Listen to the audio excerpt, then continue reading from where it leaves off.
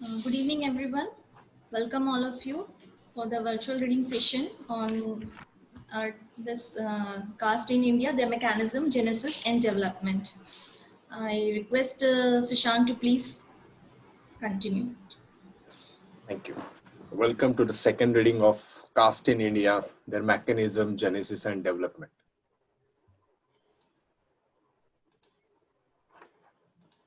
Page number 8. In addition, one also notes a great hankering after sannyasa, renunciation on the part of the widower. But this may in some cases be due purely to psychic disposition. So far as I know, no scientific explanation of the origin of these customs is forthcoming even today. We have plenty of philosophy to tell us why these customs were honored, but nothing to tell us the causes of their origin and existence. Sati has been honored. A.K. Kumaraswamy, Sati, A Defense of the Eastern Woman in the British Sociological Review, Volume 6, 1913, because it is a proof of the perfect unity of the body and soul between husband and wife and of devotion beyond the grave. Because it embodied the ideal of wifehood, which is well expressed by Uma when she said, "Devotion to her Lord is woman's honor. It is her eternal heaven."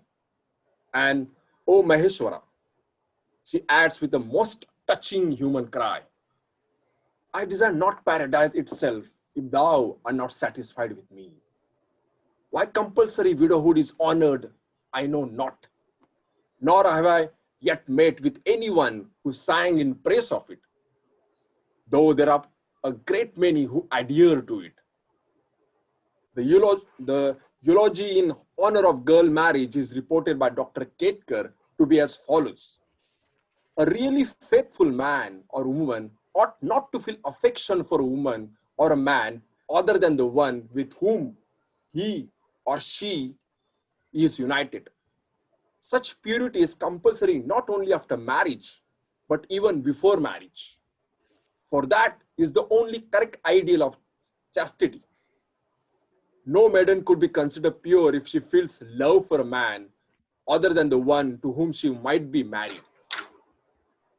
As she does not know to whom she is going to be married, she must not feel affection for any man at all before marriage. If she does so, it is a sin. So it is better for a girl to know whom she has to love before any sexual consciousness has been awakened in her. Hence, girl marriage. This high-flown and ingenious sophistry indicates why this institution were honored, but does not tell us why they were practiced. My own interpretation is that they were honored because they were practiced. Anyone slightly acquainted with the rise of individualism in the 18th century will appreciate my remark. At all times, it is a movement that is most important, and the philosophies grow around it long afterwards to justify it and give it a moral support. In like manner, I urge that the very fact that these customs were so highly eulogized proves that they needed eulogy for their prevalence. Regarding the question as to why they arose, I submit that they were needed to create the structure of caste, and the philosophies in honor of them were intended to popularize them or to guile the pill, as we might say. For they must have been so abominable and shocking to the moral sense of the unsophisticated that they needed a great deal of sweetening. These customs are essentially for the nature of means, though they are represented as ideals. But this should not blind us from the understanding the results that flow from them. One might safely say that idealization of means is necessary, and in this particular case was perhaps motivated to endow them with greater efficacy. Calling a means an end does no harm, except that it disguises its real character. but it does not deprive it of its real nature. That offer means you may pass a law that all cats are dogs, just as you can call a means an end. But you can no more change the nature of means thereby than you can turn cats into dogs. Consequently, I'm justified in holding that, whether regarded as ends or as means, sati, enforced widowhood, and girl marriage are customs that were primarily intended to solve the problem of the surplus man and surplus woman in a caste and to maintain its endogamy. Strict endogamy could not be preserved without these customs, while caste without endogamy is a fake. We stop here.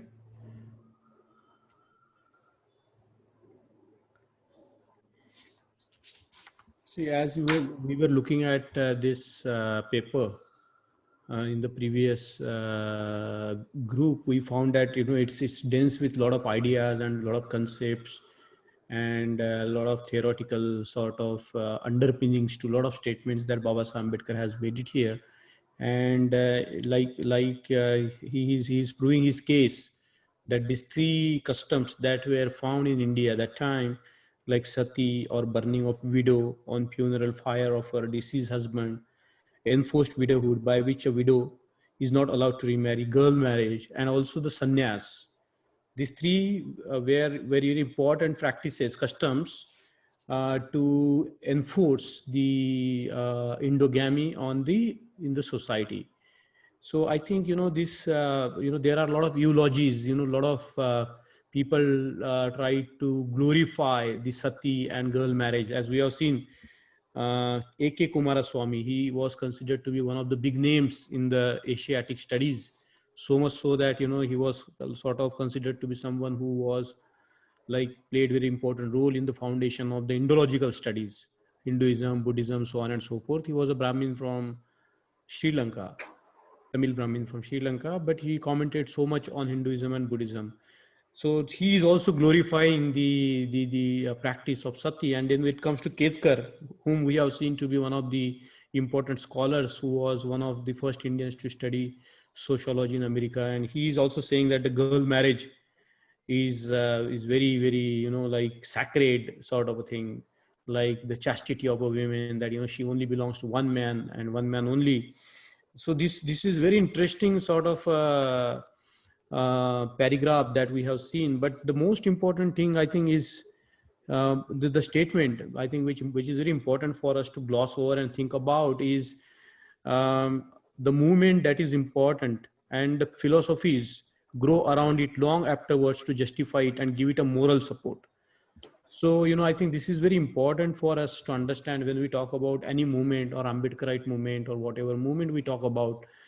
There are movements first, and then people philosophize about the movements, and then a lot of literature comes about.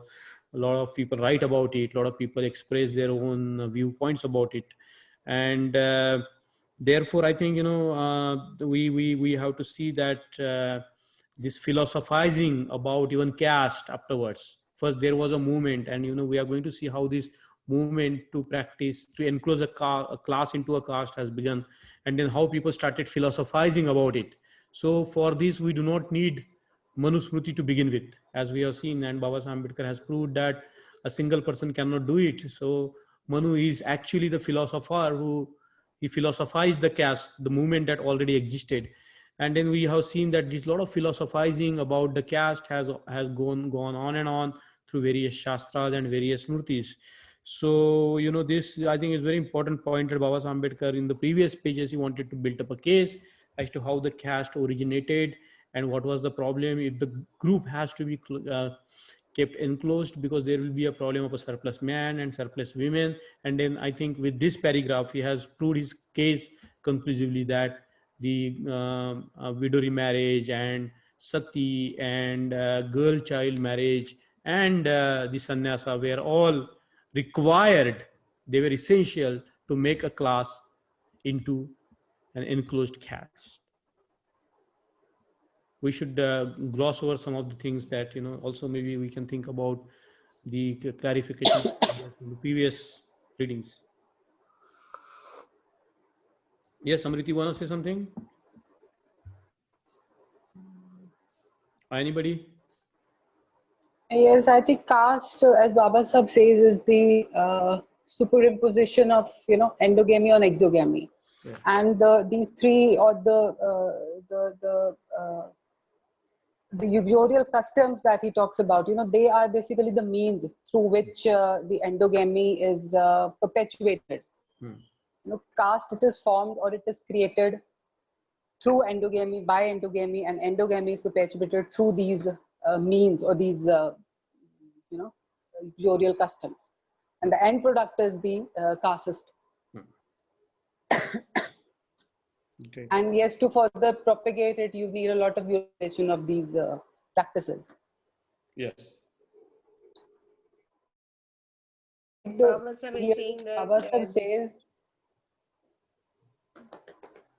Yes, go on. just the first line, that very few people, I think, might have questioned why they were practiced actually, these customs. They were eulogized, no doubt. Why they were practiced? What was the reason? The reason was this: to perpetuate endogamy, through which the caste, that is formed. Yeah. True. Can I say something? Yeah, Priya, please. The sad part is these customs are still practiced in backward areas in villages and all. Even after so much of study and so much of laws, these are still practiced.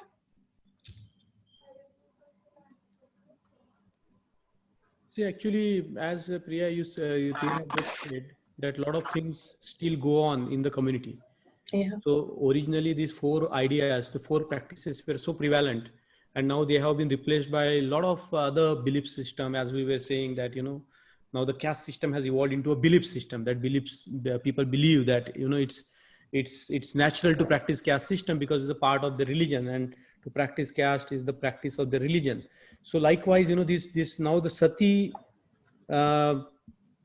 very rarely it's practiced, but there was a time in India at the time of the British government, and they have kept all the records of it, that there were the practice of sati was rampant.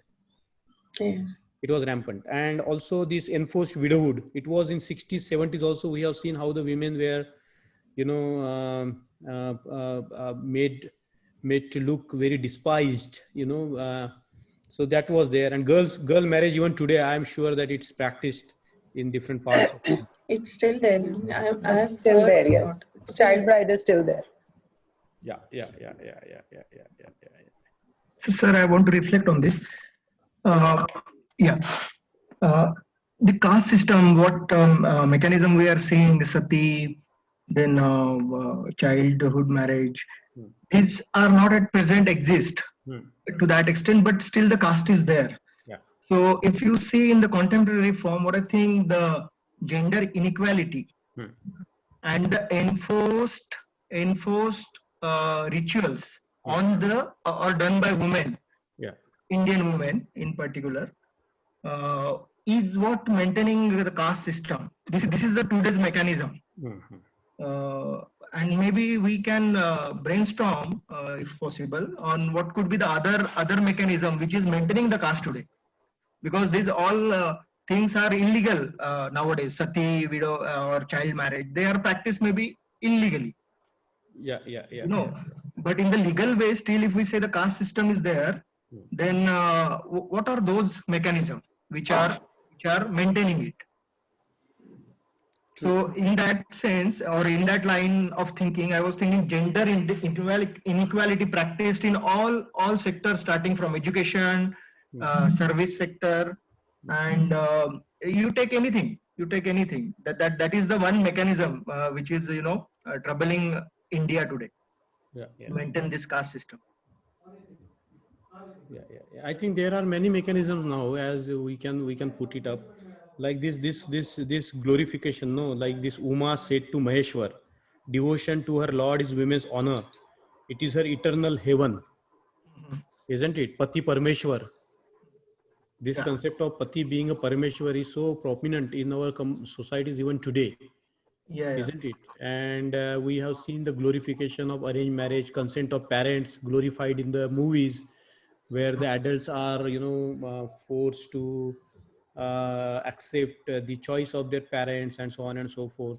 So basically, now this system is maintained through the system practice of arranged marriages, isn't it? So if you pick up any matrimonial site or newspaper advertisement, you see that people will mention that they would like to marry from their own particular caste, isn't it? So now we are talking about a lot of philosophies that have evolved around us, which glorify the caste system, by which glorify the arranged marriages, by which glorify the concept of Pati being Parmeshwar, and glorify the concept that there is a premium on virginity. Because this Baba Sambed, when we read this Rise and Fall of Hindu Women, we came to this very important statement Baba Sahib made about Buddha, that the Buddha didn't place any premium on the virginity. So if anybody, any women, if she's widowed, or she's homeless, or she's a prostitute, or she's a queen, whoever she, married, unmarried, doesn't matter, there was no bar to enter into the Buddhist Sangha, right? But if you look at any other spiritual traditions, and very interestingly, there is a lot of premium on the purity of the women, on premium on the virginity of the women. Unless they are that, they won't be able, they are not qualified to enter, even to practice certain religions. So I think this thing has evolved. This lot of mechanisms have evolved, a lot of belief systems have evolved around this, and the lot of customs, knowingly unknowingly, they condition both the men and women to think in a particular way. So in a nutshell, can we say to break this mechanism in present situation about for caste, our women has to play a big role, and for that our men has to support them a lot? Definitely. I think we will leave it to some of our women to comment on, because they have been in the movement, they have been working on it for a long time. So let's hear from them. Alka ma'am, Amrit ma'am, Priya. There is no there are many mechanisms which are responsible for the caste system. This is not only the reason. The gender inequality is not only the reason. Endogamy, then people's belief in their caste, in their religion. They don't want to the fraternity. They want to establish supremacy. They want to keep the Shudras untouchable, bring back the untouchability. Liberty, equality, fraternity, they don't want. So this is not the only reason of gender inequality is least important thing in this maintaining of caste system. Only their belief, faith in their religion, which divides caste, is the main issue. Because ma'am, why I made this point, because in all the things he's focusing on women only. For example, sati, we haven't seen a man going sati. Childhood man marriage, or what is the? That is not at present. It is not relevant. At present, only people are maintaining caste system. So there are many mechanisms. There is marriage. And, the question of Pankaj is on this line, that do we need a strong women's movement to fight the caste system?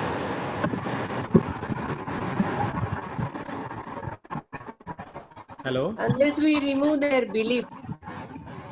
Yes, that is agreed, ma'am. That is agreed. What Pankaj is asking is whether there is a need of a strong Dalit women movement. Of what? Of what? For annihilation of caste, for against how? But how?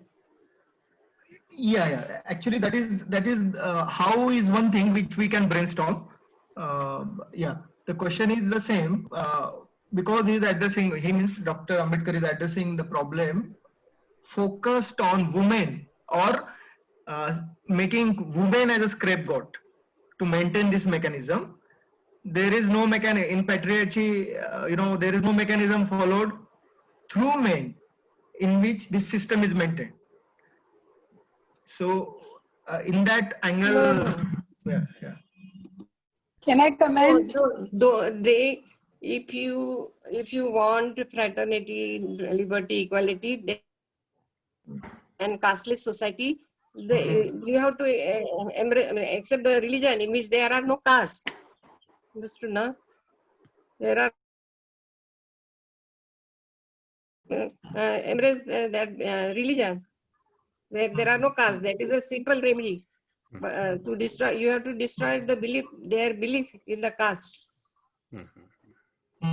Caste is the only solution. Annihilation of caste by embracing the religion in which there are no caste, in which there is liberty, equality, fraternity, and justice. This is only the way. Okay, Amrit, you wanted to say something?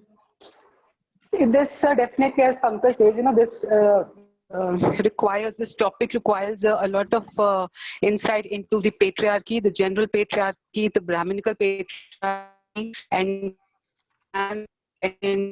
the endogamy here is the main motive of endogamy is to create caste.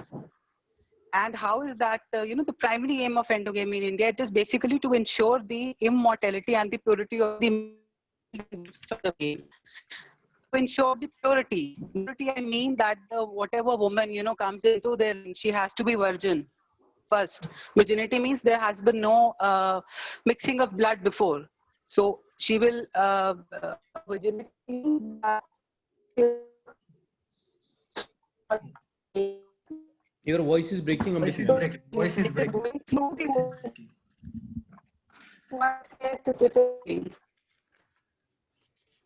Now, is it clear?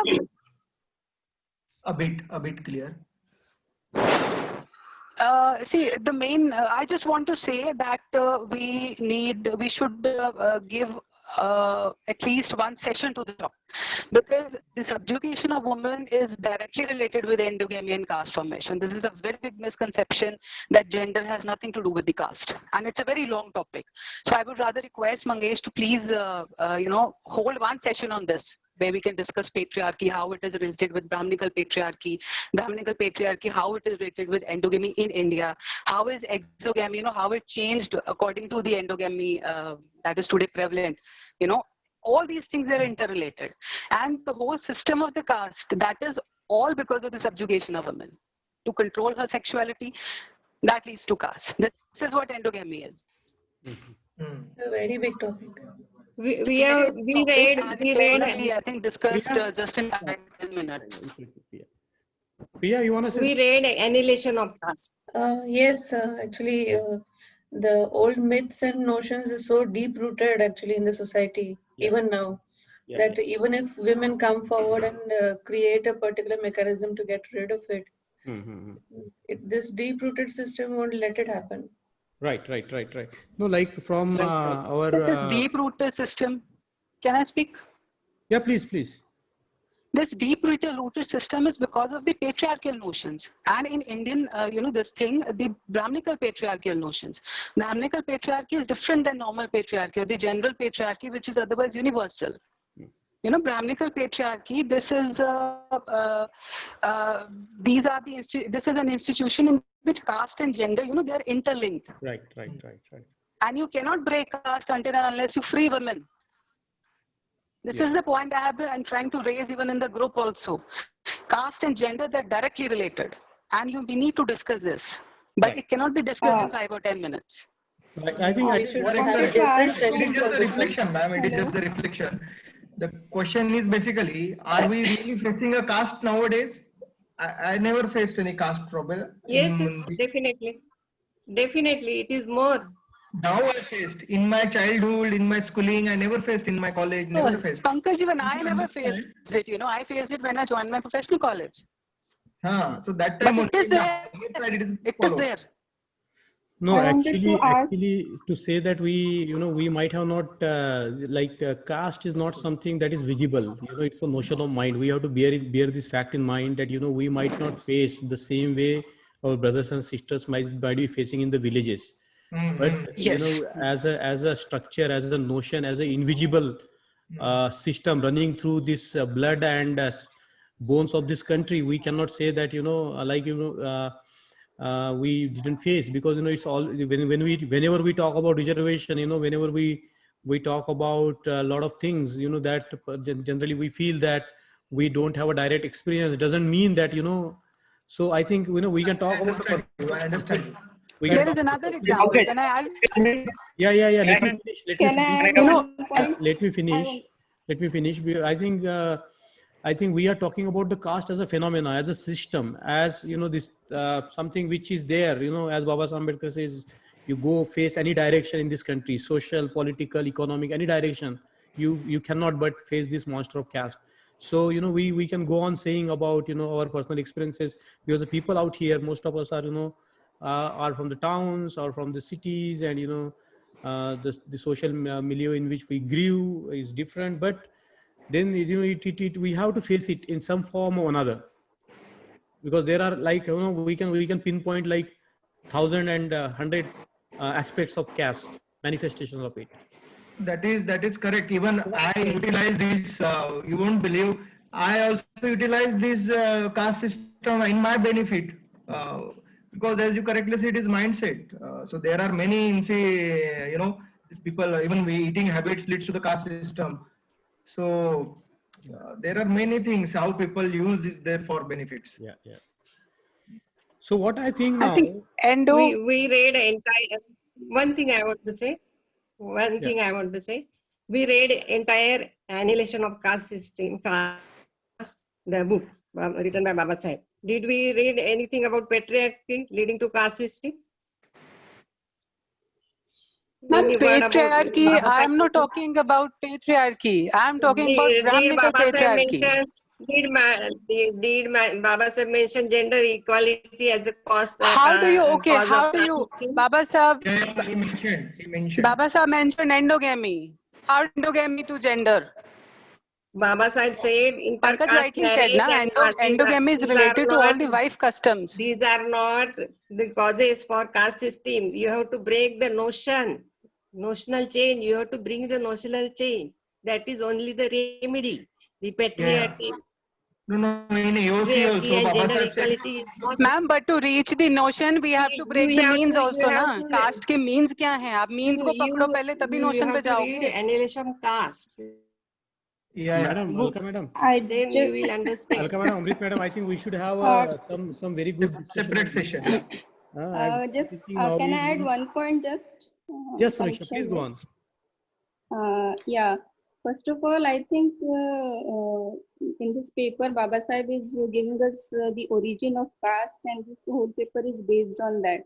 So till now, we have got the definition that endogamy is the only definition of caste. But I think we should also find other definitions of caste and not only stick to this the definition which is given by Baba Sahib, so that we get to know more definitions of caste. And from this paragraph, I got to understand that Baba Sahib thought very like he first defined what is endogamy. Then he said that there is no scientific explanation of this origin of the custom. But still he said that he imagined that in that caste there will be surplus men and surplus women. And for that he said that these customs will be, act as means for surplus men and surplus women. Yeah. So in that sense, Baba Sahib is trying to answer what was the basic origin of the caste, though we don't have any scientific explanation of these origins of customs like sati, widowhood, and all those things. So I think we should also find other definitions of caste and not only just stick to this endogamy and patriarchy and all those things, because here surplus men and surplus women are involved, and solution, how that endogamy will be maintained. Baba Sahib is talking about that. So there is just this was my reflection. Yeah, Samiksha, that's wonderful. I think there is just one comment on this, on the entire thing is we have to understand that scientific doesn't mean science. Scientific means something that you do with evidences and through, very watertight logic. And here Baba Sahib Ambedkar is trying to explain us the mechanism of caste. And I think the way he has explained us with a lot of evidences and a lot of, logical thinking, we can assume, and it's very true that if the endogamy is broken, the caste is broken. But why endogamy won't break? Because now the caste system has gone into an entirely different sphere. It's into the system of it's now has become a belief system. So before when the caste system came into being, it was not into the realm of philosophy. It was not in the realm of something which we can say into a belief system. But after the movement came, I think that was a very important statement that Baba Sahib Ambedkar has made, that when the movement is important. So there was a movement by the Brahmins to enclose themselves, and after that the philosophizing about it came into being, and now the philosophies have gone into so much of abstraction and belief system. Now the caste system has become the belief system. That's why the father doesn't feel bad to kill his own daughter if she is trying to marry the person from the other caste. Yes. Okay, that is the power of the belief system. We have to understand the religious notions are not easy to break. They are very difficult to break. The religious ideas are very, very difficult to break. So let's now go to reading further. Can I request further? Prashant? Yes, sir. Yeah.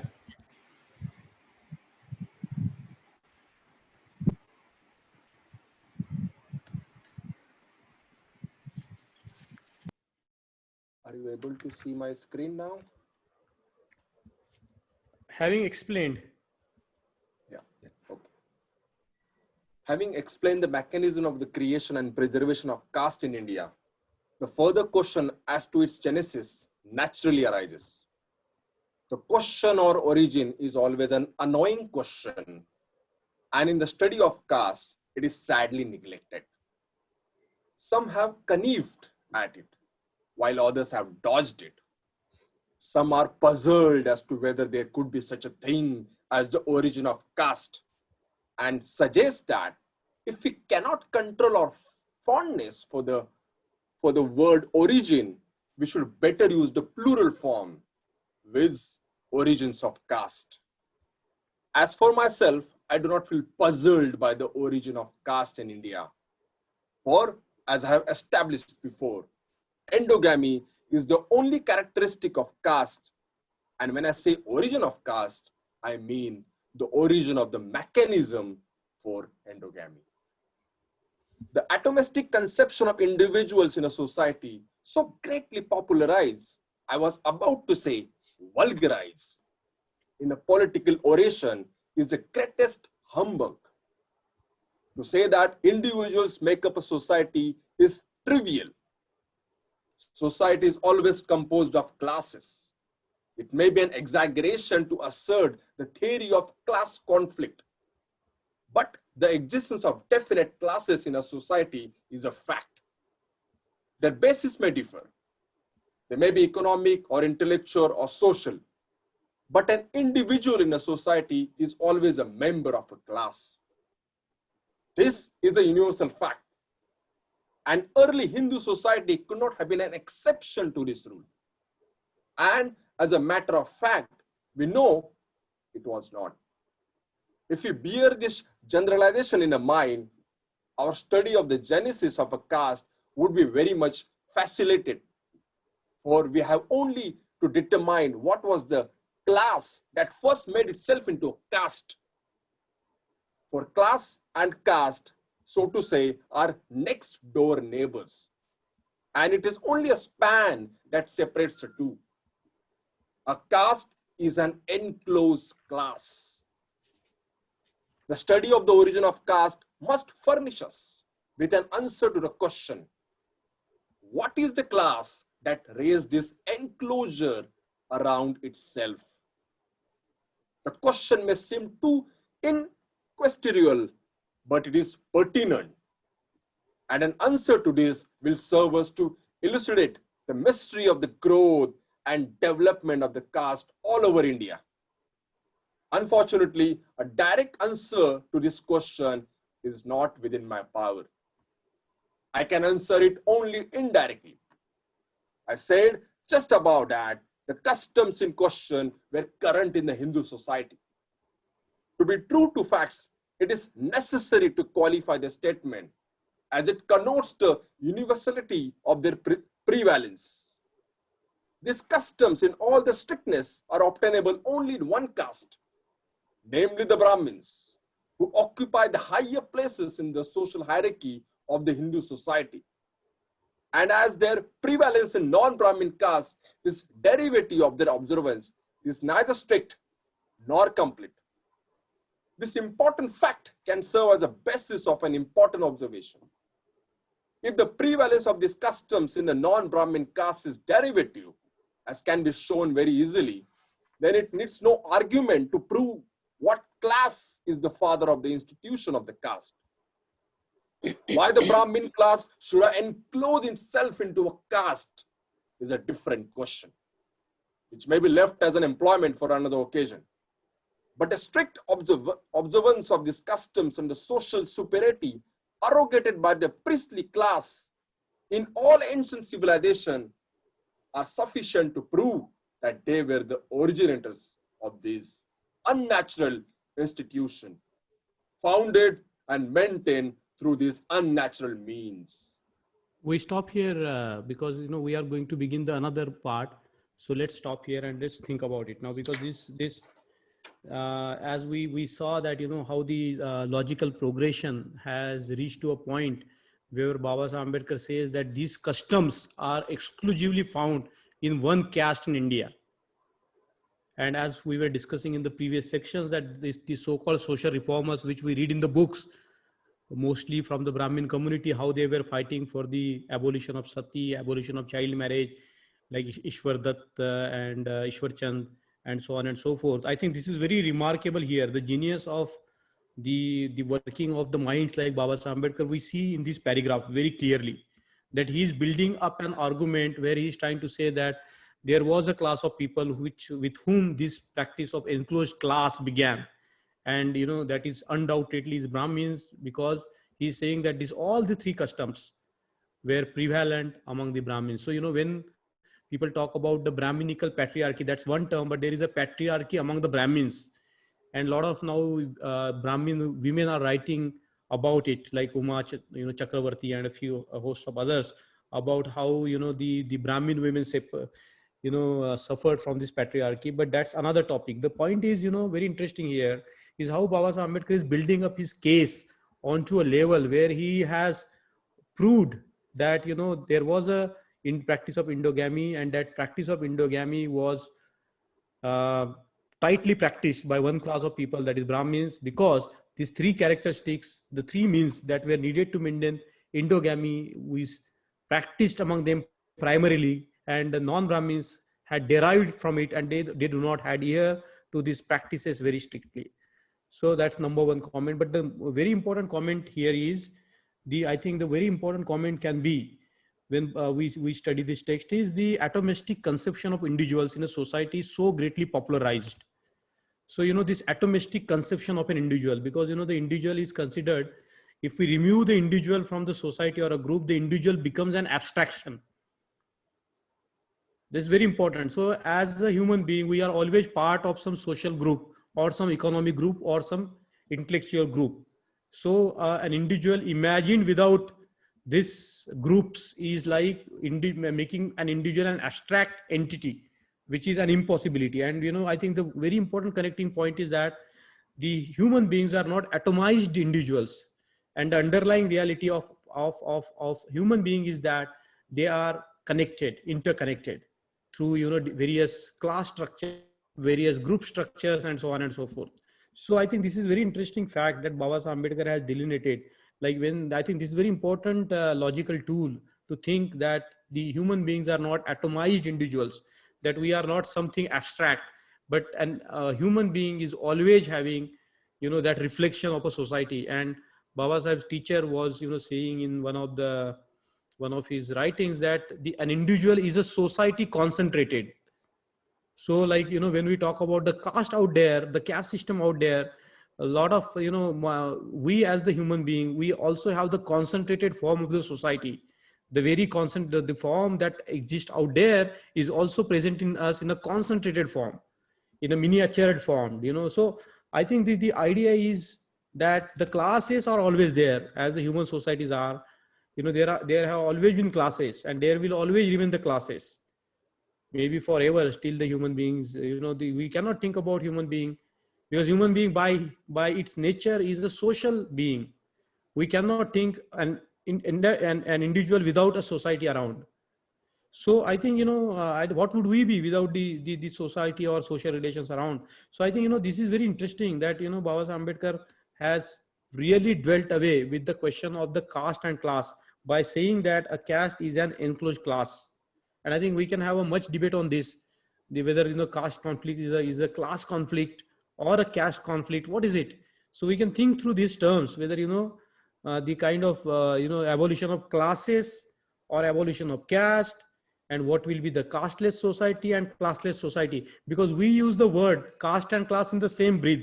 And Baba Sahib Ambedkar said that, it only a small span separates caste and classes, isn't it? So I think these two things we need to, discuss. If anybody wants to, if any of you have any comments on these two very important things from these two paragraphs. Definitely, it is caste system only. It is not a class conflict. Right. Mangesh bhai, I want to reflect on I this. think. Yeah, please. Yes, go on.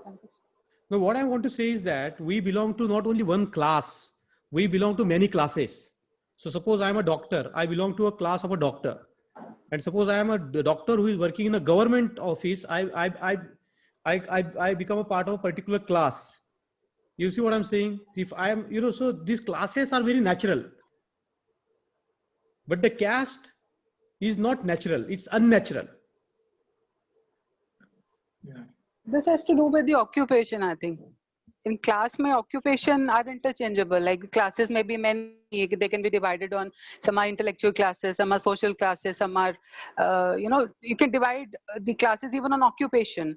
But when you talk about caste, the occupation, that too gets divided. That one particular caste has this occupation. In class system, there is this social endosmosis. You can change your occupational positions. Like if there is an intellectual class and a non-intellectual class, a person belonging to non-intellectual class can study, can self-reflect and become intellectual. But that is not possible in castes. Yeah. So when class is one class, caste is an enclosed class. Pankaj, what do you yes, want? when one class encloses itself, that becomes the caste. Yeah. Pankaj? What I want to say is a class nowadays, a concept of class with the backup of caste is more dangerous than caste. Yes. The class system is very much prevalent in us also. You can see that. Where I want you all to see is a class system preached or followed even once your economic status has become little better, and then you see others with different angle, is more dangerous than caste, according to me. So a class system backed up by caste in nowadays has to be discussed in depth, Mangesh bhai. And even we are not the exception for that. I have seen many people from us only who can follow this, class system within Ambedkarite. So that is very stupidity like anything. And which I over time I got convinced this class system is worse than caste system. There is a definite emergence of a middle class among the what I can say the scheduled castes, and one of the greatest saddening part for Baba Sahib Ambedkar was that this middle class was shirking its responsibility off. It is not just ready to take the responsibility of the entire class. And Baba Saheb Ambedkar saw this danger, and one of he has said in Agra about what is happening to the working classes among the masses. And I think it's very important that we need to have this very honest intellectual class dedicated to the mission of Baba Saheb Ambedkar, because without having a class which is devoted to the welfare of the masses, nothing can happen. The whole movement, one of the greatest problems that we face in our movement today is the disunity among the so-called intellectual class and so-called middle classes, because the middle classes have a very definite role to play. But middle class by nature, they are very docile, because they have all the comforts of life, no crisis, everything is smooth sailing. But also this is the only class which can contribute to the movement, because it has money, it has brain, it has that intellect which can contribute to the movement. So we can look at it as in a two ways, that the emergence of middle class is very important in a community, without which the movement is not possible. But as soon as the middle classes emerge, middle classes have a tendency to become very docile. Now, when we talk about the middle classes, we are not talking in reference to the American middle classes, because the middle class in India is very, like, who do we call middle class? That is also a question, isn't it? So I think we can talk in terms of a class which has emerged after the movement of Baba Saheb Ambedkar, which has benefited hugely from the efforts of our forefathers, and now they have come to a stage where they are only happy and enclosed within their families and not ready to contribute to the masses. So I think these are very important points that we need to really think about.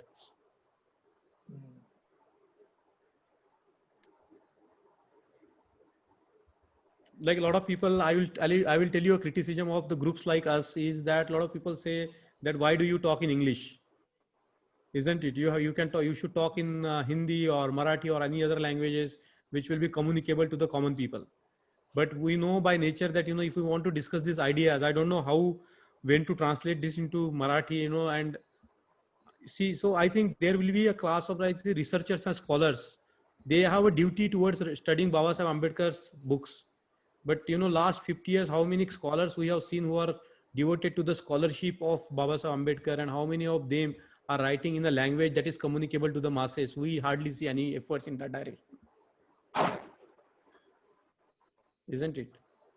So I think this question is very important, that the class among us, there is a definite middle class, maybe 1%, 2%, 3%, but there are definitely people who are into middle class. Some of them have become richer than we can imagine, but without the responsibility towards their masses, I don't know how their class is even qualified to be called a class.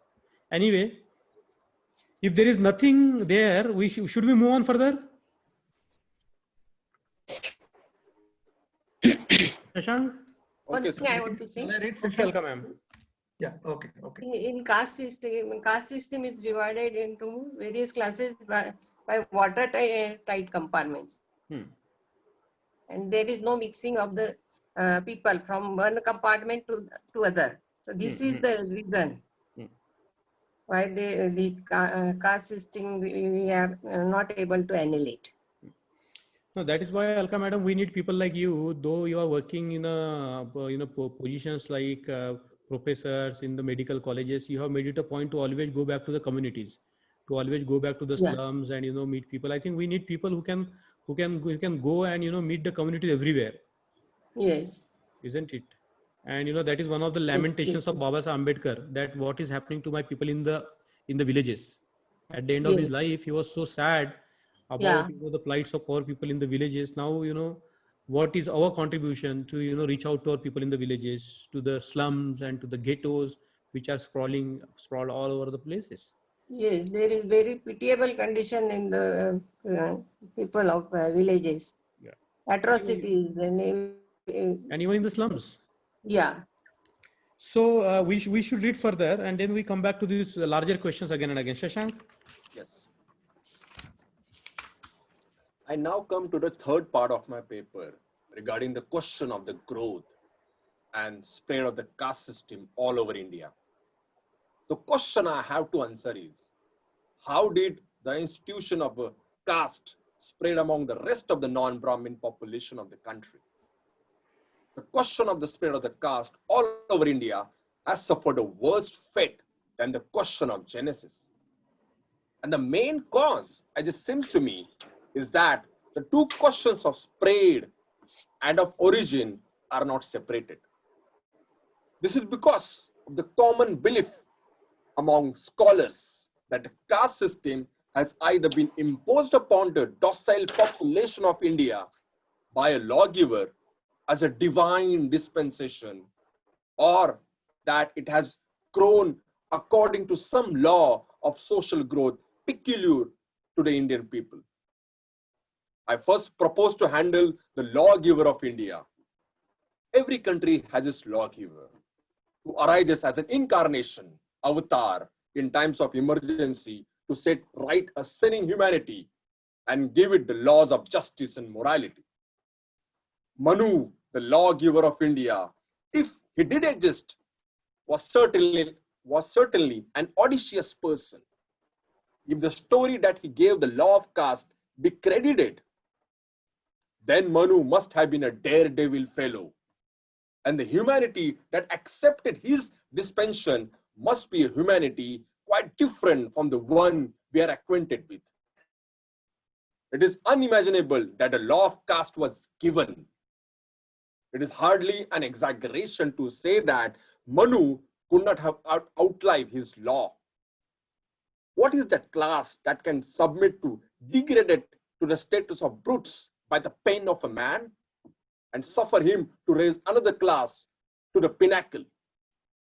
Unless he was a tyrant who held all the population in subjection, it cannot be imagined that he could have been allowed to dispense his patronage in this grossly unjust manner, as may be easily seen by a mere glance at his institutes.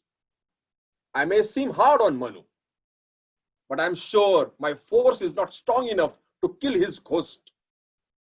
He lives like a disembodied spirit and is appealed to, and I'm afraid will yet live long.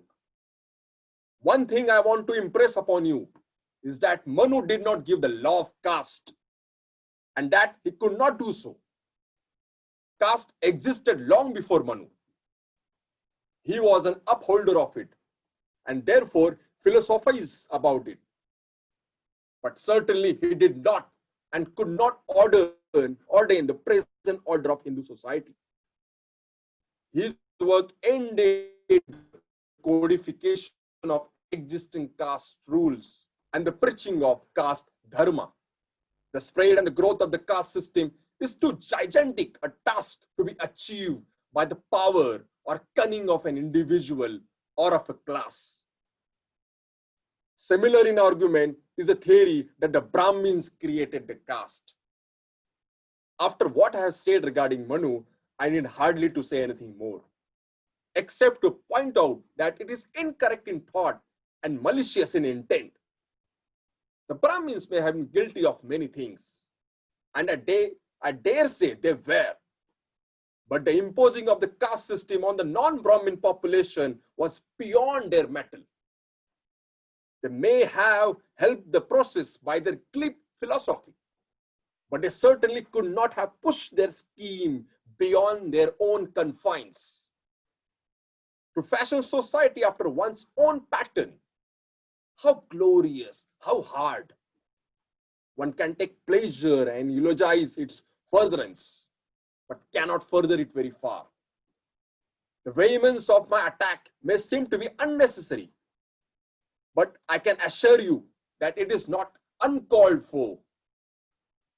There is a strong belief in the mind of Orthodox Hindus that the Hindu society was somehow molded into the framework of the caste system, and that it is an organization consciously created by the Shastras.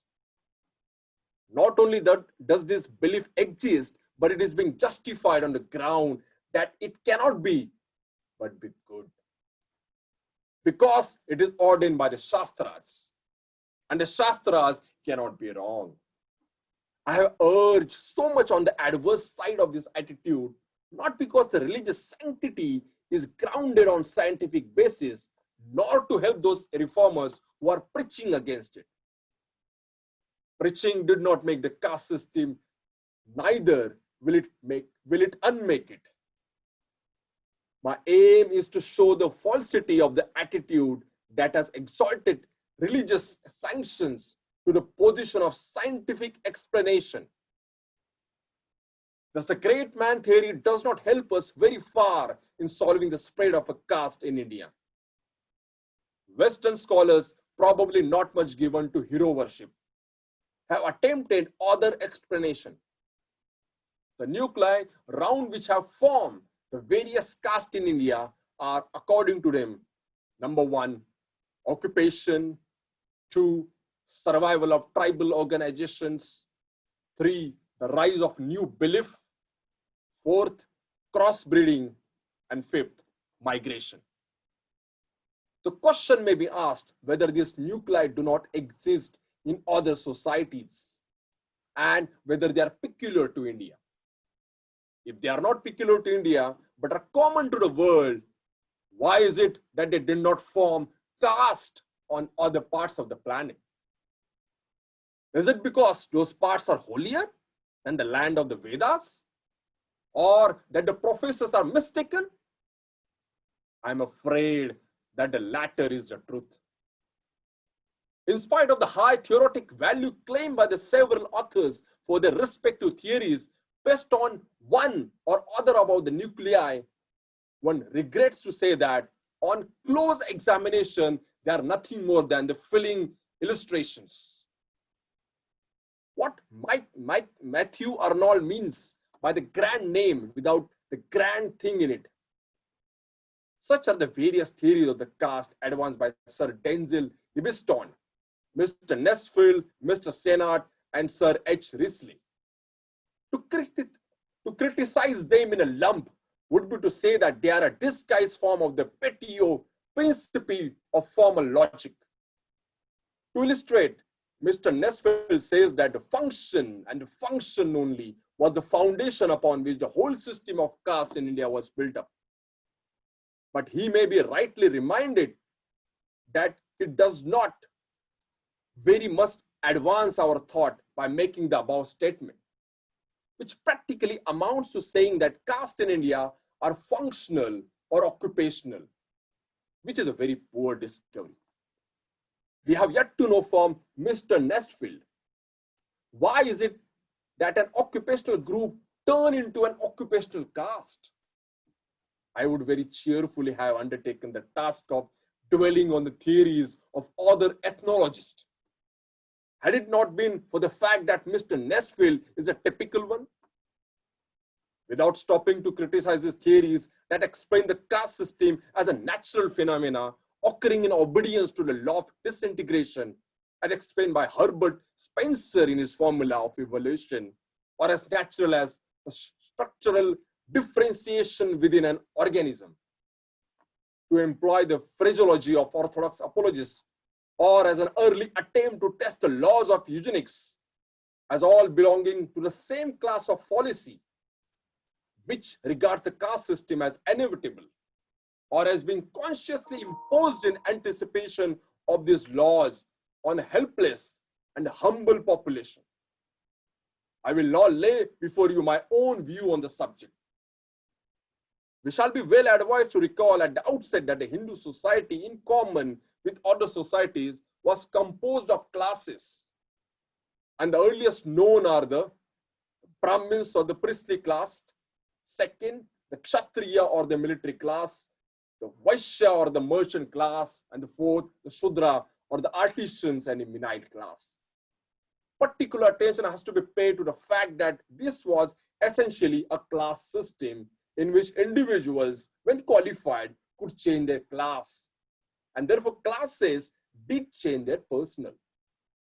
At some time in the history of Hindus, the priestly class socially detached itself from the rest of the body of people, and through a closed door policy become a caste by itself.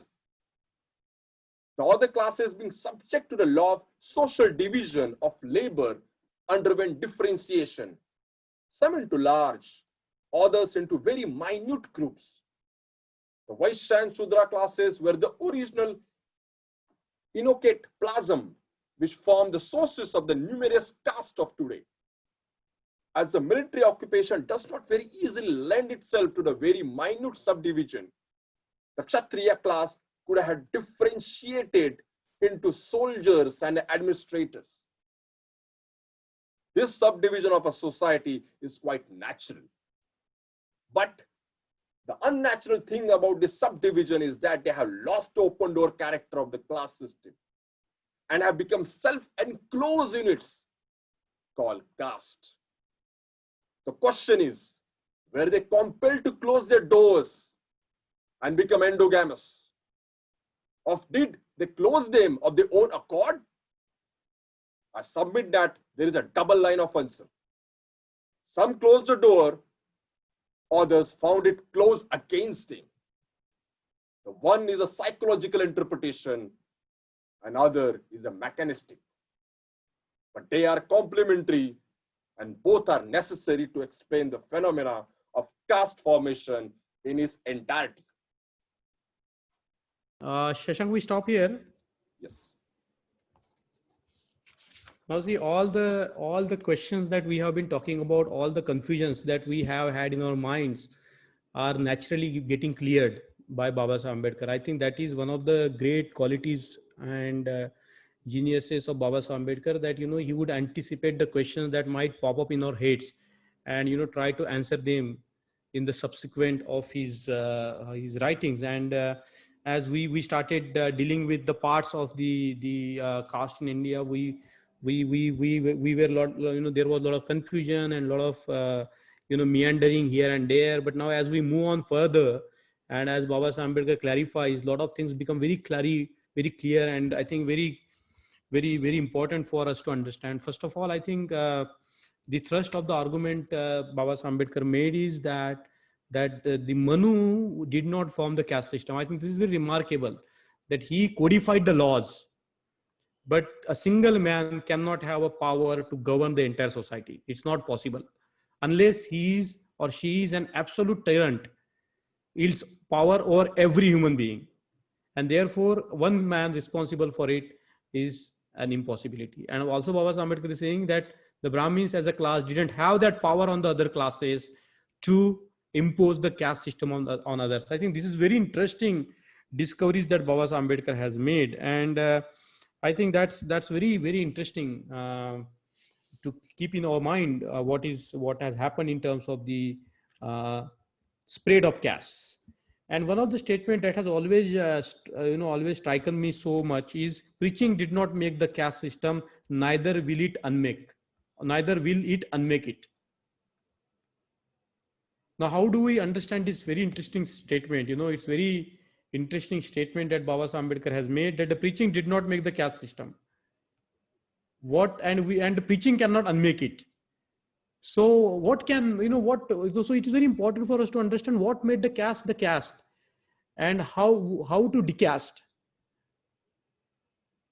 So I think we dwell on these two things, that, and there are some very interesting statements in this the first paragraph that we read is, Babasaheb Ambedkar says that I am sure my force is not strong enough to kill his ghost.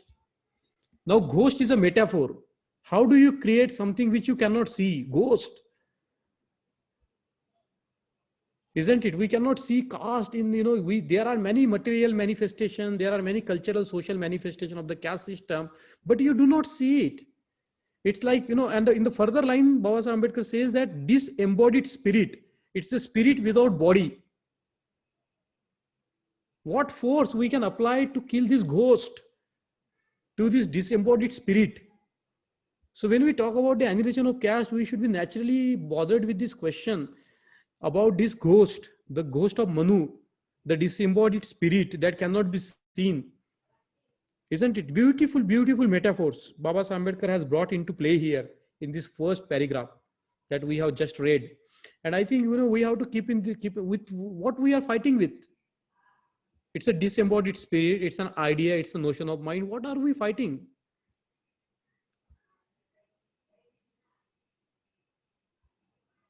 Isn't it? And then, then Baba Saheb Ambedkar has gone into, because the Indians have this habit of saying that the Manu created caste, the Shastras created caste, and so on and so forth. Baba Saheb is saying that the Shastras were written afterwards. And that's what we see in the other writings and speeches of Baba Saheb Ambedkar, where he proves that a lot of Shastras were written after the Buddha. So when we contain the view that, the caste didn't exist at the time of the Buddha, that time the class system was there, the Brahmin, Kshatriya, Shudra, Vaishya. And this is very important for us to understand that behind the Vindhya mountain, there are only two classes, only two Varnas, Brahmin and Shudras. Like if you go down the Maharashtra, you will not find this caste system, the Varna system very strict. Only two Varnas. In the north, like in Uttar Pradesh, you can see this whole four Varnas intact. Brahmin, Kshatriya, Vaishya and Shudras. But as you go down to the South India, we do not find that, there are all these Varnas. Now, they have started calling them Kshatriyas and like that, but only two classes, but so many castes. So I think this is very important for us to understand that the nuclei around which the caste was formed, as preached by the very, very popular Western scholars. The names that, you just have to Google their names and you will find it. Nesfield, very big name that time. Senat, very big name that time.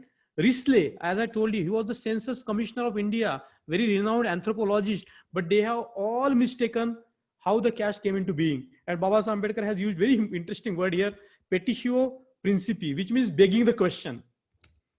This is one of the tools in the formal logic, begging the question. The question that you asked, has the answer in it. It's like begging the question. It's an irrelevant question. There is no answer to it. So for example, Baba Saheb Ambedkar takes on Nesfield for a task and he says function and function only. Then Baba Saheb Ambedkar asks him what kind of a new knowledge he has produced. Poor difficulty. That caste in India are functional and occupational. Same, this is saying, the question itself is begging itself. So, we see this is very interesting that, and then Baba Saheb Ambedkar has gone against social Darwinism, because, the social Darwinism was preached by a lot of people, saying that survival of the fittest, saying that, some caste are fit to survive and rule the other caste. Now, anybody who has read Darwin will know that Darwin was not finding the origin of the races. His book is titled as The Origin of Species. And he proved that the human species is one. There are no differentiation among the human species. One of the greatest discoveries of evolution was that the human beings all over the world are the same species. Because Darwin came from the background of the abolitionist. His grandfather was a great abolitionist.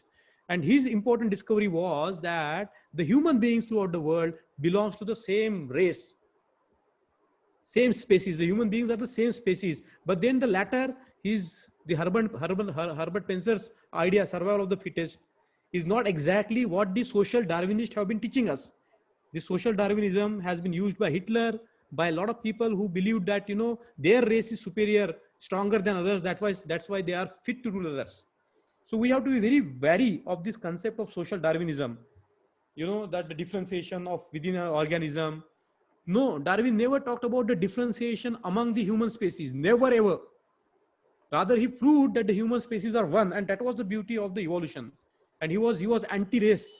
Darwin was anti-race. So what I'm trying to get it at you is this very interesting discovery also Baba Saheb Ambedkar has made, that the Varna system was like a class system, where, and we know that there were rituals by which you can go from one Varna to another Varna. There were yagyas and we see that is coming up even to the modern times. For example, Shivaji wanted to have a ritual to become a Kshatriya, isn't it? But he was Kulavadi, he was from the Shudra caste. He wanted to become a Kshatriya, and there was a ritual and no Brahmin could conduct that. And therefore, he has to import his genealogy from Rajasthan, Sisodiya. And he has to import a Brahmin from Kashi, Gagabhat, to, coronate him. So what I'm telling you is, what I'm trying to get it at is very interesting idea here, that this And one of the things that you will note is very interesting, that the Brahmins have many castes within. Brahmins have many castes within. Like, in Bengal itself, there were more than 150 subcastes among the Brahmins. But you will be very interested to know that the Brahmins are the Varnas and the caste as well. Same name, Brahmins are the Varnas and the caste. But if you go down to the Shudras and the Vaishyas, they cannot be, they have different names. So the caste and the Varna is fixed only among the Brahmins. It's caste as well as Varna. But the other Varnas, so-called classes, have splintered into pieces. And they cannot be identified with the Shudra caste, Shudra Varna class. You see what I'm trying to get it at? But the Brahmins can be identified as a Varna and also as a caste.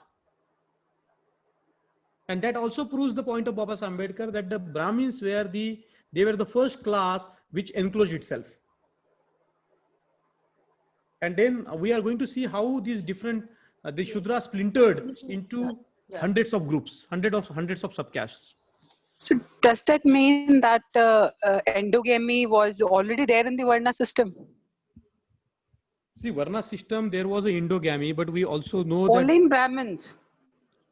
Yeah, in the beginning, it started with the Brahmins. It started with the Brahmins, and then it was imitated by others. The phenomena that we are going to see in the future, in the subsequent paragraphs.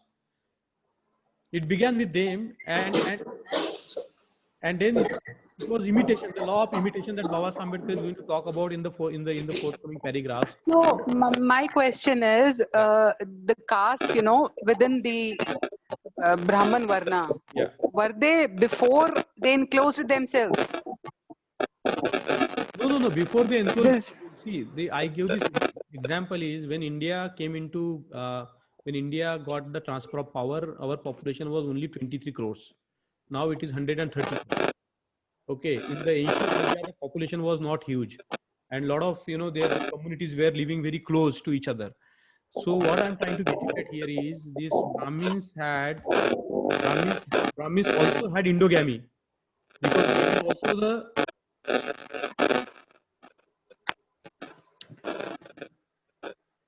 because they also had they didn't intermarry. There are a lot of cases that one Brahmin treated other Brahmin as inferior. Okay, but so that means endogamy was prevalent in amongst the Brahmanas before they enclosed themselves and formed a caste. Endogamy was already there. Yeah, no. We are talking about the present times. Like when it was actually formed, the Brahmin as a class was very amorphous. Not like today. It was a very amorphous class. So we are looking at the Brahmins of today. Through that, we are looking at the Brahmins of 2000 years back.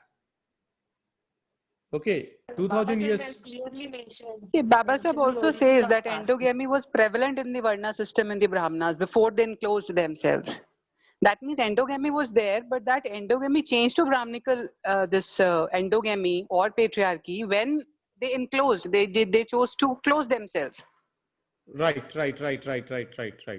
No, see, endogamy as a feature is always, like tribal societies, as Babasaheb Ambedkar has talked about, a tribal society were also endogamous.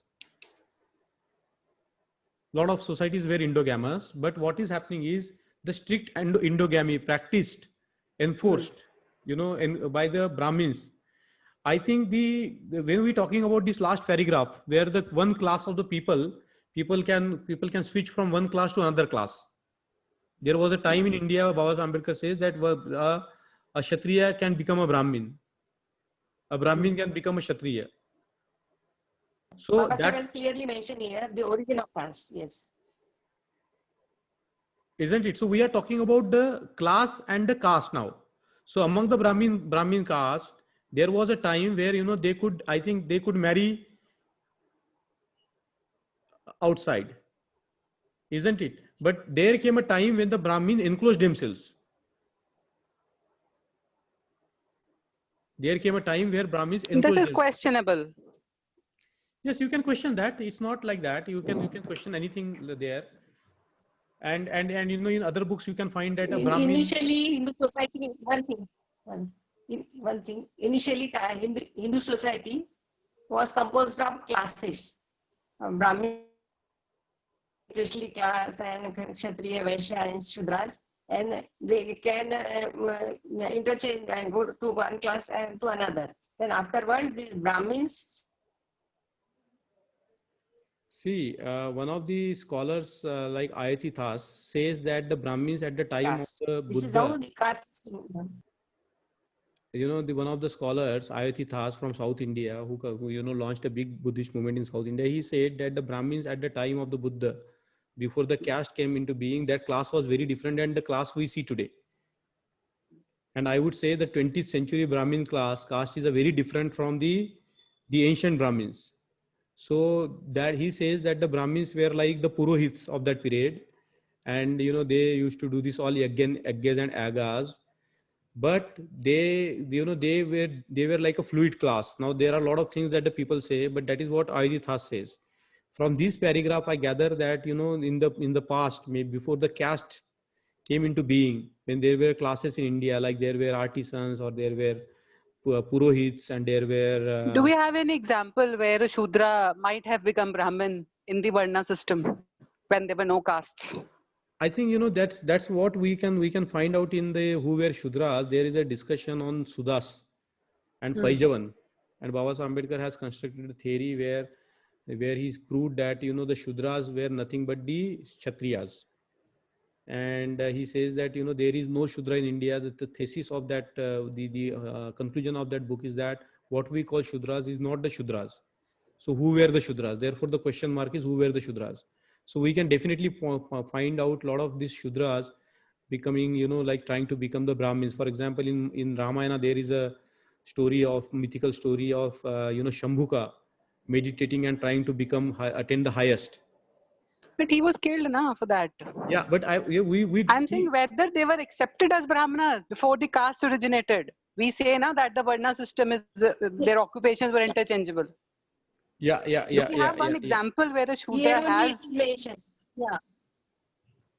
I think that are there. Like, for example, if we say women, Baba Ambedkar had talked about Gargi and Maitreyi in the rise and fall of Hindu women. He says that there was a period of time where the women could philosophize in India, isn't it? And when we look at the Manusmriti, when did it come into being? It's of course the post-Buddhist development. So as Baba Ambedkar says that Indians do not have the sense of history, we always lived in the myth. One class can go to another class after qualifying. Yeah. So there may be a time in the Indian history where the classes might be fluid. Otherwise, you know, this, what is it called? The Chandragupta Maurya. They say that he was from the so-called Shudra caste. Shudra. They say, we don't know. How could he become the emperor? Even today, even, you know, I think this is all mixed up. Amrut, thank you for raising the point.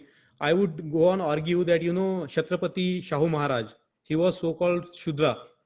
How he became the Prince Shivaji, so, you know, Sayajirao Maharaj, they were all from the non-Brahmin Shudra castes. They were not the Kshatriyas. I'm not saying Kshatriyas, I'm saying Brahmins, priestly class. An example where any Shudra became a Brahmin. There might be. In the Varna system. Yes, we have to find out in the this all, everything stopped. This all intermarriages and endogamy came into being, as Baba Ambedkar has said, you know, and, you know, there are now a lot of evidences. 300 AD. The time given is 300 AD. That is very much later, like 800 years after the Buddha. The caste system that we see, the strict endogamy that we see, isn't it? So, you know, I think we have to use a lot of imaginative thinking and a lot of, you know, because there is no history, we have to recreate it. The way Baba Ambedkar has tried to do here. So, you know, we have to find out as Amrit has said, she has given us the assignment that, you know, in the Rigvedic time, are there examples of Vaishya or Shudra becoming a Brahmin? And the question is, who is a Brahmin? Yes, this should be questioned because a lot of people, you know, they say that Varna system is different. Varna and class are different. Varna system. No, ma'am, they are not different. Varna system actually is the class system now, but the classes were allowed to interchange. what Mangesh just said in the beginning So, was that the Brahmins, So, they were, you know, they before they enclosed themselves, they were practicing endogamy. I am not saying that because see, that is different. We are moving forward. Endogamy no, in the caste system. yeah, We are moving forward. what I'm trying to say based on the Buddhist scripture is that the Buddha was sometimes also called Mahabrahmana. Now we know that the Buddha criticized the Brahminical ritualism very much. So how can it be he be called a Mahabrahmana? Or you know, even in Dhammapad there is a particular section on who is Brahmana Vagga. So we can and he's saying that who is really a Brahman. So he's not talking about somebody who is coming from the womb of the mother, or you know, somebody is Brahmin by birth. So what I'm trying to say is that this whole Indian history is very mixed up. We have to really unearth it the way Baba Ambedkar is trying to do it. We have to do a lot of investigative work. We have to use a lot of thought experiments to really construct the Indian history.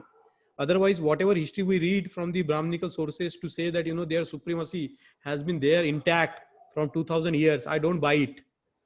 Because there was a time in India where there was, you know, some of the classes were rising and falling. So, you know, to accept that, you know, from the 3000 years, the Dalits have been reduced to the, ground to the, dirt, and, you know, there was no struggle, and, you know, there was no advent of the Shudras in this country. I think, you know, this is to accept a very Brahminical view that, you know, they have been so powerful that they have been dominating us for centuries after centuries. I think the secret lies in the modern times when the Brahmins wrote the history. Because when the British came to India, they asked for the religious books. Nobody gave, you know, the Brahmins were the people who could read that time, and, you know, the Kayasthas. So naturally the books that were given to the Brahmins were the books coming from the Brahmins. So, you know, we have to, in the modern times, a lot of confusions have taken place, and we have to really, study critically the Indologist. And it's very beauty of Baba Ambedkar that he is going against the European scholars. He is not accepting their views. He's critical of the Brahmins. He's critical of the Europeans. So we have to create a history which we cannot just borrow it from the Indologist, or, you know, the Western scholars, or the so-called Brahmins. We have to dig into ourselves, just like Baba Ambedkar had done, and find out what has really happened. So Amrita has given us a very important task to find out in the Vedas or whatever the Brahminical scriptures where the Shudras ever become the Brahmins. Right, Amrita? But we have to read this sentence again. Baba says is saying particular attention has to be paid to the fact that this was essentially a class system in which individuals, when qualified, could change their class, and therefore classes did change their personnel. At some time in the history of Hindus, the priestly class socially detached itself from the rest of the body of the people. Yeah. And through closed door, the policy became a caste by itself. Yeah. So it is clear now. Yeah. There is no misunderstanding. Everything I am is not clear. asking about whether, my question wasn't this, that whether there was, you know, this thing in osmosis between the classes. I have questioned whether the endogamy in a one class, was it prevalent at that time in Brahmins? Only in one class of Brahmins before they enclosed themselves. No. Question, it was in all four classes. Brahmin was a very amorphous. I'm talking about one class. Yes. I think we should read. Yes. Even the Brahmin was a very amorphous class. It's not like today, you know, completely tightly closed in. It was very amorphous class. The Vaishyas was very amorphous class. The Shudras was very amorphous class. That's what Baba Ambedkar is saying. You know, it was not as eight before, you know, like we have to understand the origin of caste system. He's not talking of the origin of the Varna system. He's talking about the origin of the caste, and we have to understand that. I am talking about Varna system in relation to the changing of the occupation. Yes, so he's saying marriage. Yeah, so he's saying that, you know, it was possible. So we have to find the evidence. Whether marriage was possible. Yes, because, you know, that is what he's saying. No, if the people could move, the marriages could happen. Okay.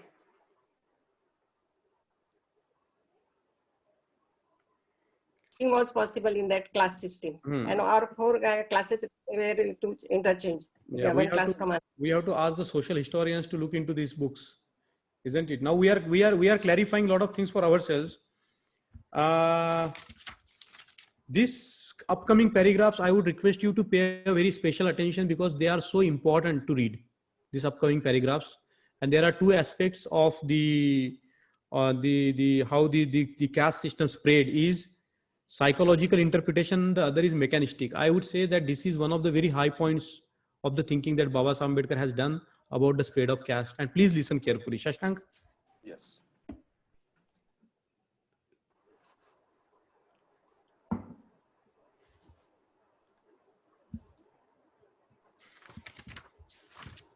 I will first take up the psychological interpretation. The question we have to answer in this connection is, why did these subdivisions or classes, if you please, industrial, religious, or otherwise, become self-enclosed or endogamous? My answer is, because the Brahmins were so. Endogamy, or the closed door system, was a fashion in the Hindu society. And as it had originated from the Brahmin caste, it was wholeheartedly imitated by all the non-Brahmin subdivisions or classes, who in their turn become endogamous caste. It is the infection of imitation that caught all the subdivisions on their onward march of differentiation and has turned them into castes. The propensity to imitate is a deep-seated one in the human mind and need not be deemed an inadequate explanation for the formation of the various castes in India. It is so deep-seated that Walter Beghardt argues that we must not think of imitation as voluntary or even conscious. On the contrary, it has its seat mainly in very obscure parts of the mind, whose notions, so far from being consciously produced, are hardly felt to exist. So far from being conceived beforehand, are not even felt at the time. The main seat of the imitative part of our nature is our belief. And the causes predisposing us to believe this or disinclining us to believe that are among the obscurest parts of our nature. But as to the imitative nature of credulity, there can be no doubt. This propensity to imitate has been made the subject of a scientific study by Gabriel Tardy, who lays down 3 laws of imitation. One of his 3 laws is that imitation flows from the higher to the lower. Or to quote his own words, given the opportunity, a nobility will always and everywhere imitate its leaders, its kings or sovereigns, and the people likewise. Given the opportunity, its nobility. Another Tardy's law of imitation is that the extent or intensity of imitation varies inversely in proportion to distance, or in his own words.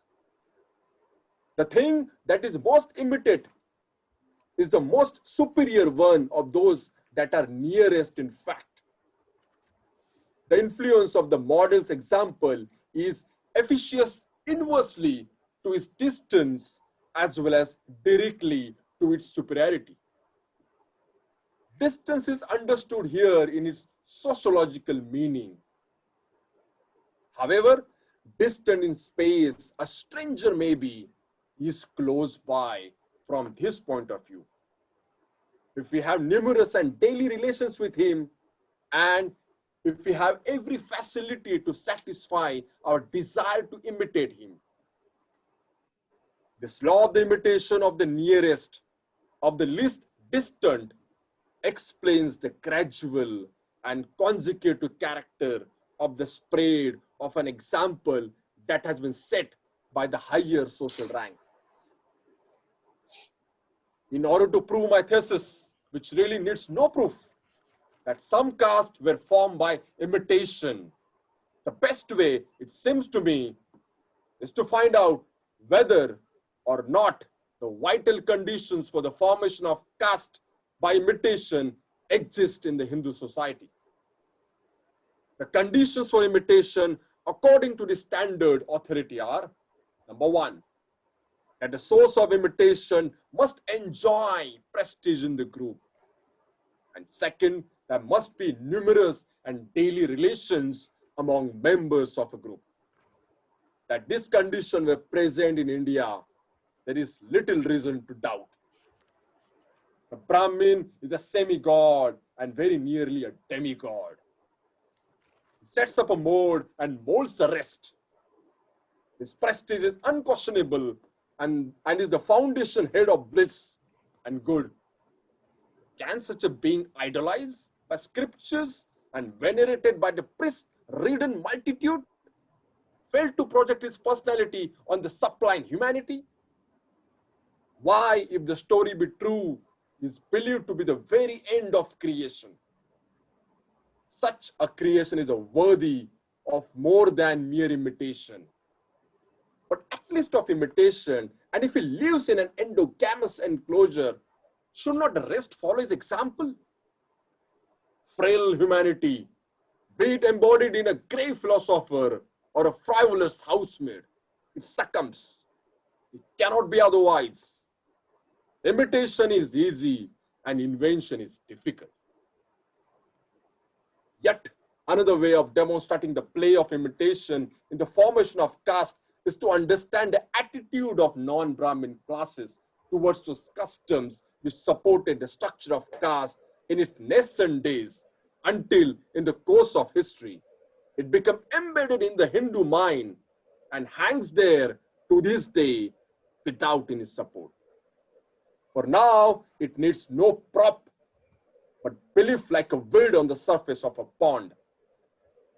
In a way, but only in a way, the status of a caste in the Hindu society varies directly with the extent of observance of the customs of sati, enforced widowhood, and girl marriage. But observance of these customs varies directly with distance. I'm using the word in the Tardian sense that separates the caste. Those castes that are nearest to the Brahmins have imitated all three customs and insist on the strict observance thereof. Those that are less near have imitated enforced widowhood and girl marriage. Others, a little further off, have only girl marriage, and those furthest off have imitated only the belief in the caste principle. This imperfect imitation, I dare say, is due partly to what Tarde calls distance, and partly the barbarous character of these customs. This phenomena is a complete illustration of the Tarde's law, and it leaves no doubt that the whole process of caste formation in India is a process of imitation of the higher by the lower. At this juncture, I will turn back to support a formal conclusion of mine, which might have appeared to you as too sudden or unsupported. I said that the Brahmins class first raised the structure of a caste by the help of those three customs in question. My reason for that conclusion was that their existence in all the classes was derivative. After what I have said regarding the role of imitation in the spread of these customs among non-Brahmin caste as means or as ideals, though the imitators have not been aware of it, they exist among them as derivatives. And if they were derived, there must have been prevalent one original caste that was high enough to have served as a pattern for the rest. But in a theoretic society, who could be the pattern but the servant of a god? This completes the story of those that were weak enough to close their doors. Let us now see how others were closed in as a result of being closed out. This I call the mechanistic process of the formation of caste. It is mechanistic because it is inevitable that this line of approach, as well as the psychological one, to the explanation of the subject has escaped my predecessors is entirely due to the fact that they have conceived caste as a unit by itself and not as one within a system of caste. The result of this oversight or lack of sight has been very detrimental to the proper understanding of the subject matter and therefore its correct explanation.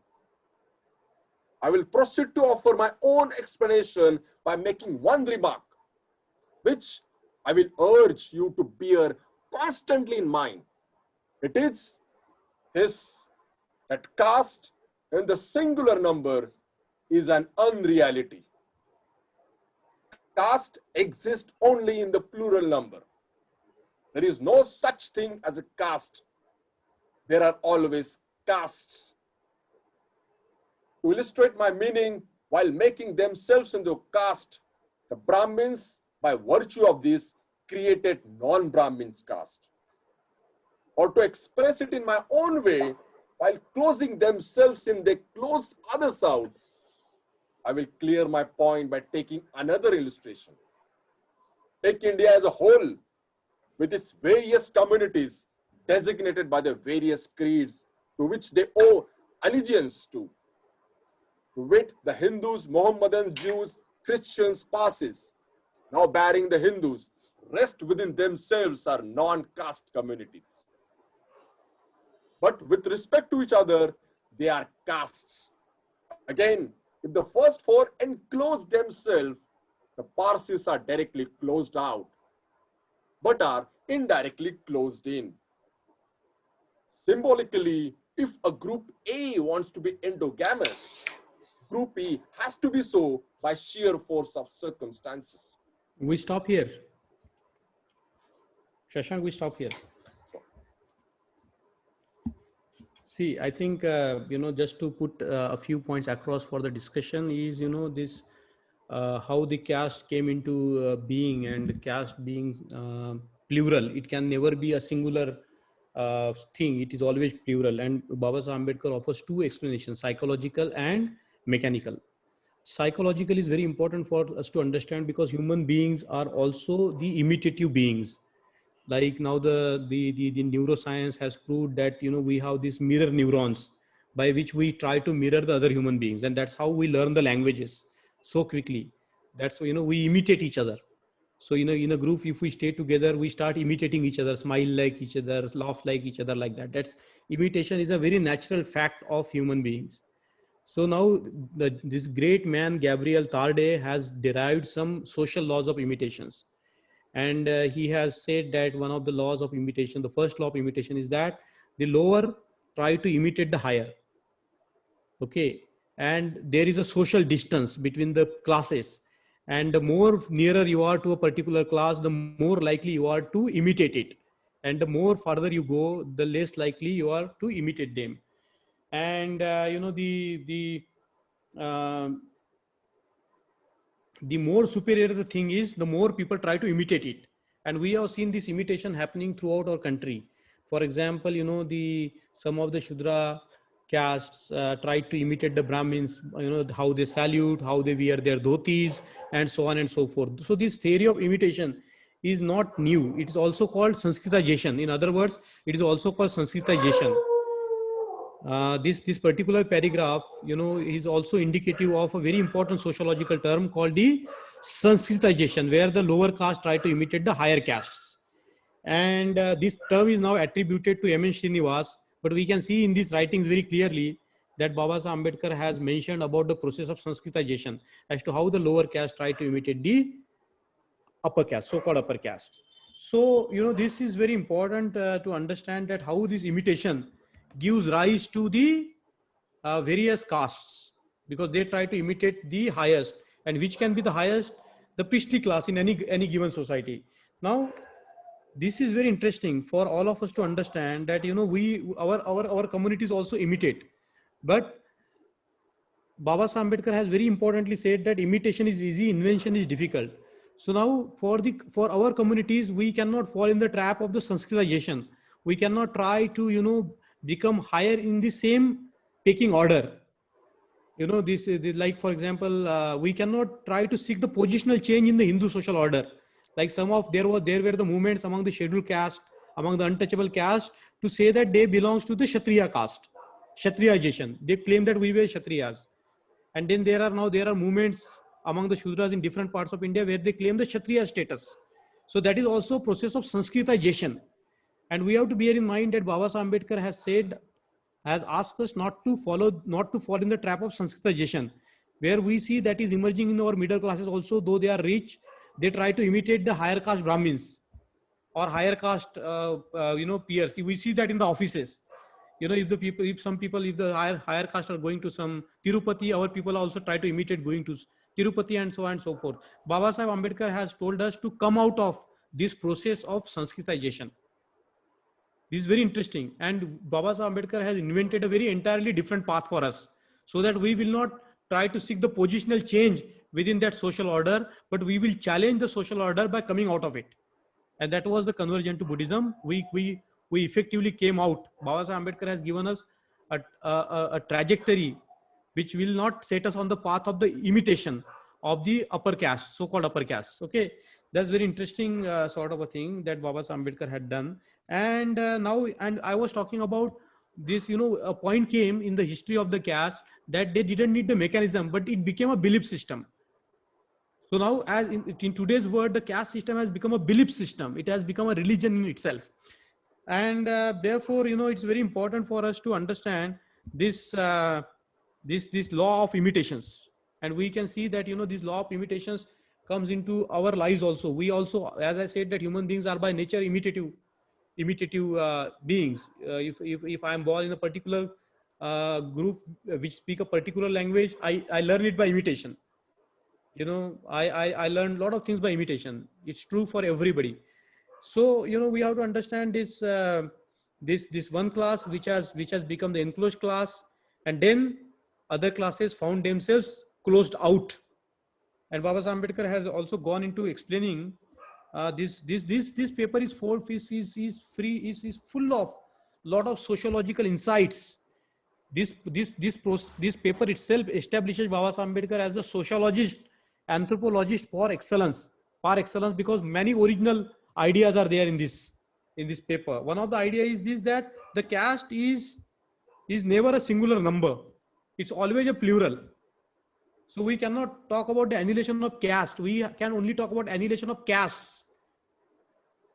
This is the system that we have to destroy. Unless we destroy this entire system, the systemic nature of caste, we cannot annihilate the caste. And this is what Baba Sahib Ambedkar has given the example in the modern times, that one religion group, if it chooses to be enclosed class, like Parsis, if they don't want to, if they enclosed themselves within, the other groups will find themselves enclosed out. So closed in and closed out. We have to understand these very important psychological and mechanical processes that can take place. So, for example, this is how the caste spreads, and this is how the caste. This is the mechanism of the caste spread. I just wanted to put these few insights from here, and we can discuss, because we got time. One page remaining, so we got time. We can deliberate on it. Can I make one point? Priya, you said, okay, Amrita. Hello. Shall I speak first? Yeah, anybody who is ready. Okay. Ready. Priya, please go ahead.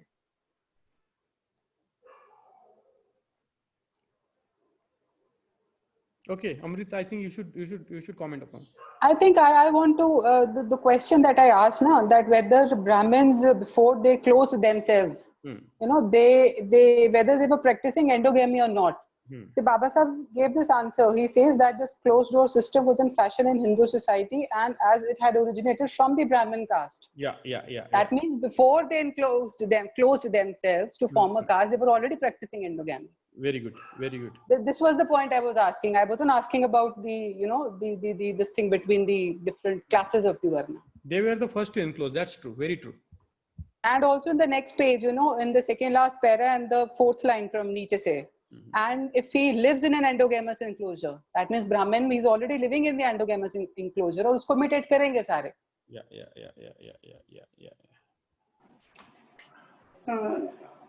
Can I speak? Hello? Yes, Yeah. Samiksha, go on. Yes, sir. I wanted to understand this point as we are understanding the origin of caste in this paper. About the caste and class we have discussed. So during the Ashoka time, did he inscribe about the caste or the class, or our history has been modified by this so-called Brahmin scholars, or any information related to this? I do not find any mention of the word jati in the Ashokan scripture. Okay. There is this word, the word jati. We have to find the origin. The word asprusha, untouchables, it didn't exist in the scriptures till 300 AD. And Baba Saheb Ambedkar has given how the origin of untouchability took place. He talked about an incident from the Mrichakatik, where the Buddhist monk is coming from a distance and two Brahmins are talking, oh, that Buddhist monk is coming. If we see him, we will get polluted. Okay. Isn't it? So the Baba Saheb Ambedkar has said, told that, the untouchability has origin in the conflict between the Buddhism and Brahmanism for the supremacy. So, that is the first incidence where the practice of untouchability was found, where when the Brahmins look at the Buddhist monks and they say, oh, this very obnoxious fellow is coming, we will be polluted by, in the morning, how could we see him? Such a, he is like untouchable. Okay. There is a lot of research to be done, and a lot of scholarship has to be turned into this direction to understand. It's very interesting, and we see that Baba Saheb Ambedkar in a lot of his books have done this, I would say, research work into this area where no proofs exist. So you have to sometimes create the chain of thoughts based on one particular small piece of evidence and construct the whole theory. And it's not an easy exercise; it's very difficult exercise. Yes, sir, because I think Baba Saheb himself alone did all this research, and now it's time that we should do, more research on this topic and get more information. Yeah. So Baba Saheb alone did, so it's now responsibility of our scholars to, dig out the information, relevant information, and also tell the people what is truth and what is our history, real history. Yes. Can I say something? Yes, Priya, please go on. Yeah, I think there's a very thin line between locking in, imitation, and locking out. Because there's a particular society, particular part of society who is ready to accept other people. Then there's a particular group of society who just wants to imitate the other section. And then there is another particular part of society who wants to lock themselves out. No, that's why, Priya, the most important, thing in Baba Saheb Ambedkar Singh is the social Indo-osmosis. Yes. That how we create, we don't enclose ourselves. Now we see all our movements, people everywhere, they try to, enclose themselves.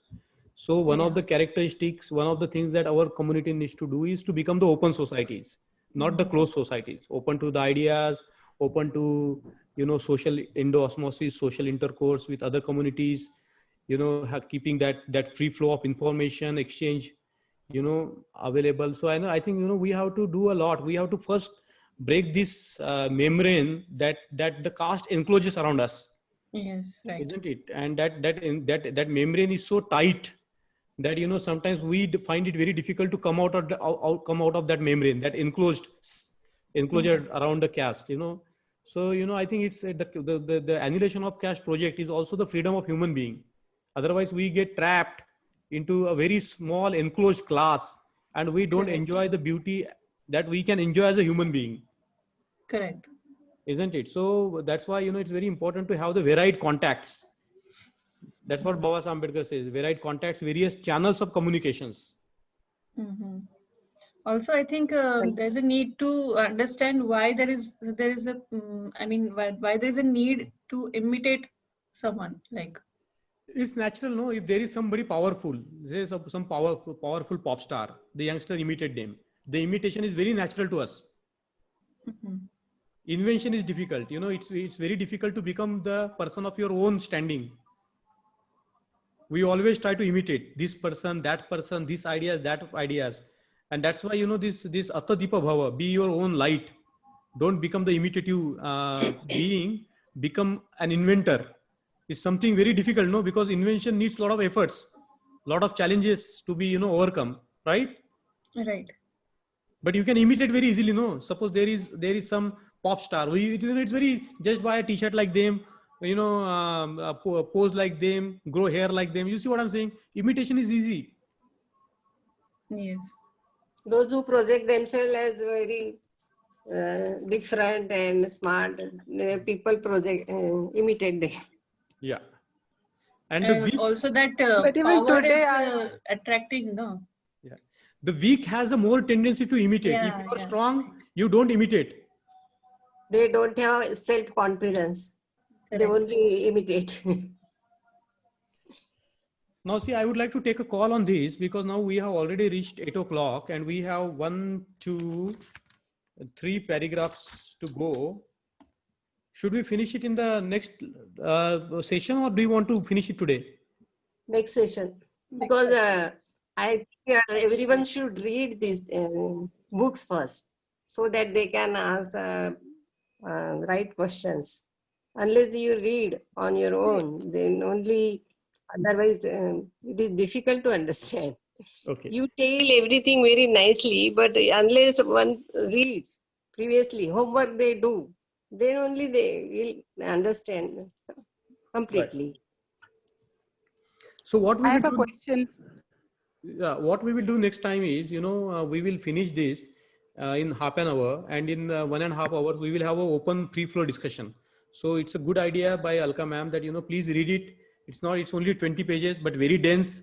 A lot of ideas need a lot of unpacking, a lot of careful consideration. So I think, this is a good idea. Next session, we will spend first half an hour for finishing the book, and then we come together and we Yeah. talk. Annihilation of caste from a book also they should read so that their ideas will be clear. Okay, Amrit ma'am.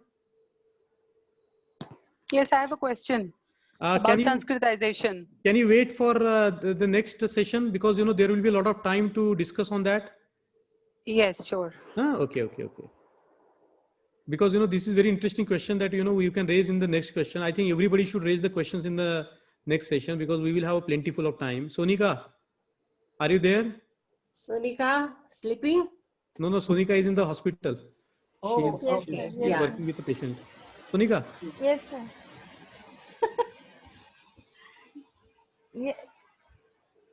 Yes, sir. Tell me, Mangesh sir. You have to conclude it. Okay. I think we have decided to continue it in the next session. Yep. I think so. Yeah. Okay. Then thank you so much, all of you, for joining us today. We'll see you in the next session. Thank you. Good night. Jai Bhim. Thank you. Good night. Bye bye. Maybe. Jai Bhim. Jai Bhim. Thank you.